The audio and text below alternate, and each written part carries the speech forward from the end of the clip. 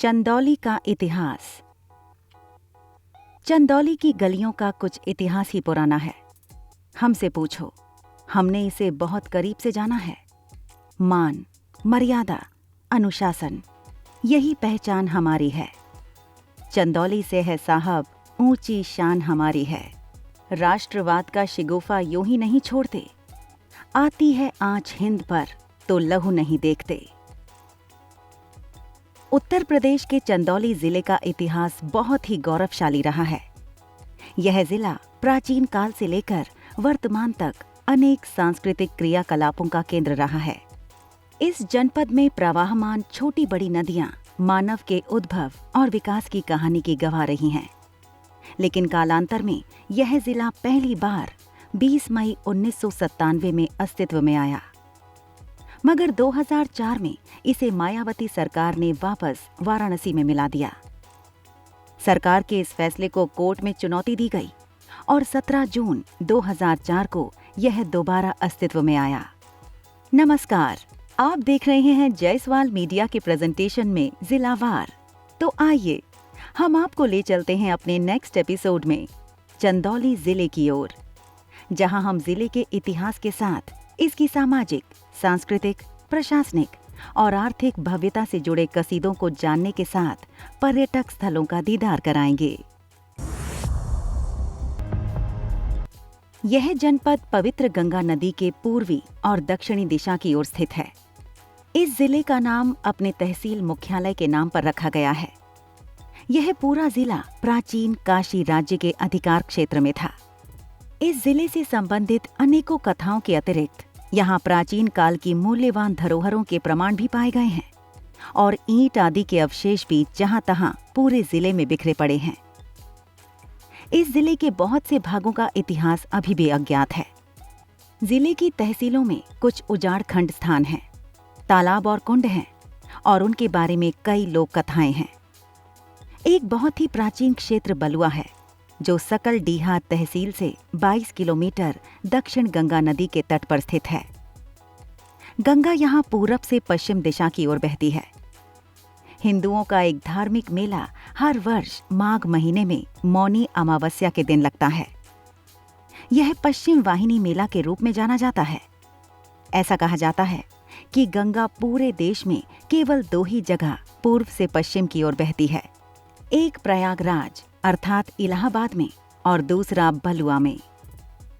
सकलडीहा तहसील का रामगढ़ गांव एक महान अघोरेश्वर संत बाबा कीनाराम की जन्मभूमि है। संत कीनाराम वैष्णव धर्म के महान अनुयायी थे।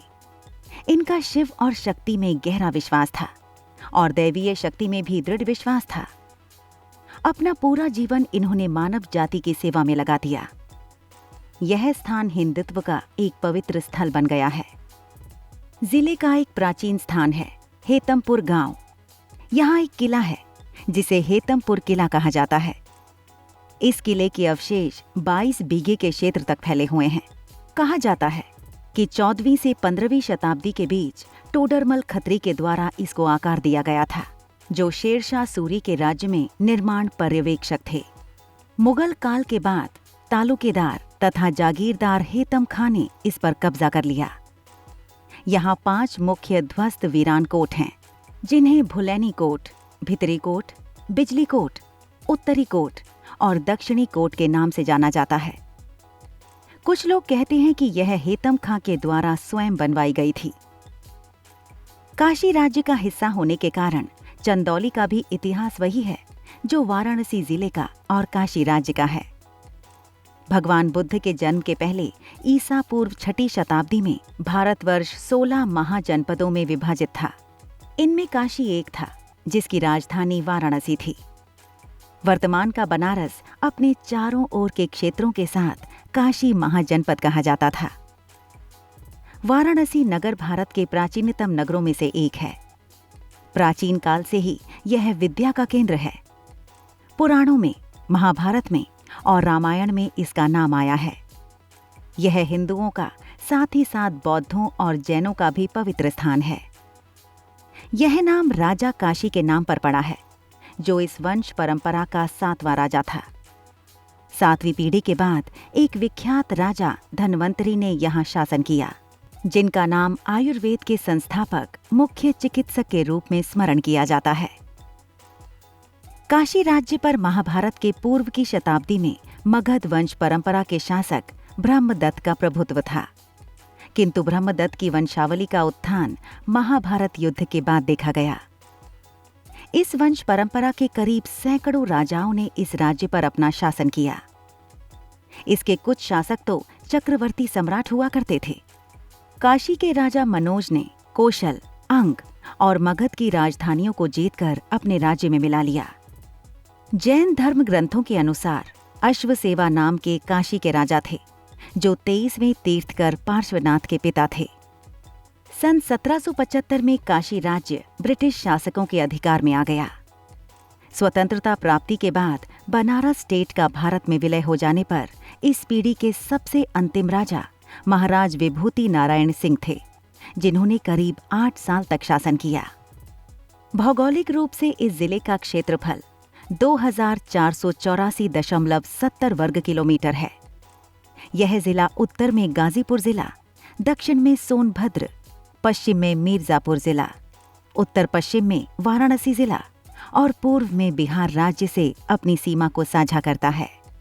वर्ष 2011 की जनगणना के आंकड़ों के मुताबिक यहाँ की कुल जनसंख्या 19,52,756 है।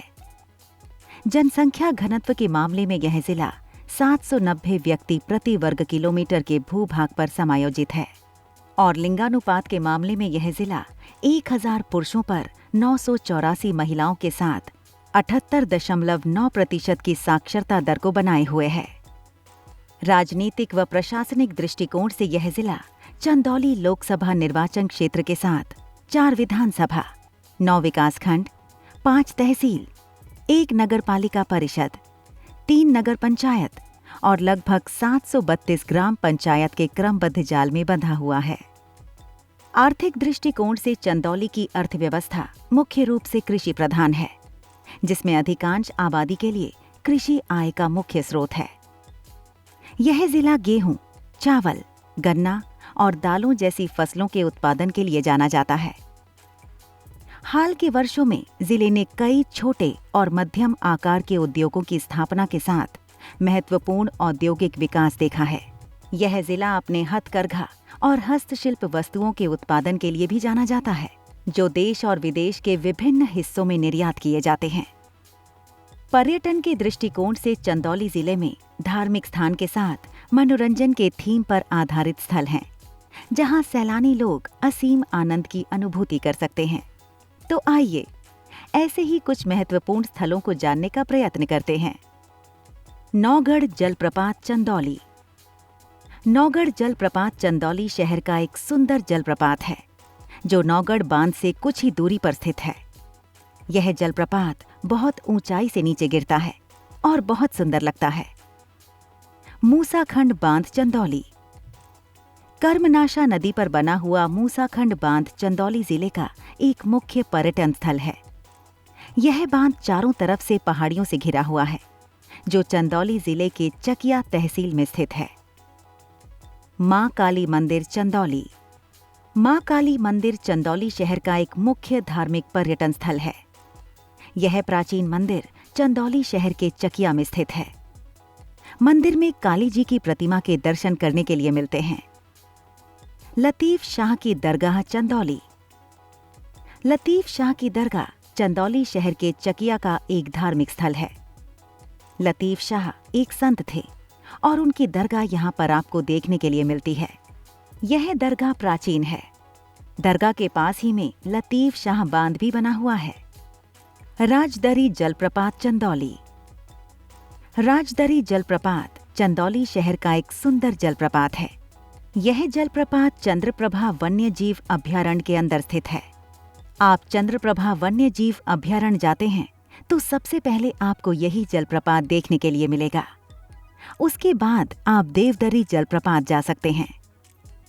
देवदरी जलप्रपात चंदौली। देवदरी जलप्रपात चंदौली शहर का एक मुख्य पर्यटन स्थल है। यह जलप्रपात चंद्रप्रभा वन्यजीव अभयारण्य के अंदर स्थित है। यह जलप्रपात चंद्रप्रभा नदी पर बना हुआ है। यहाँ पर बहुत ऊंची चट्टानों से जलप्रपात एक कुंड में गिरता है। धन्यवाद।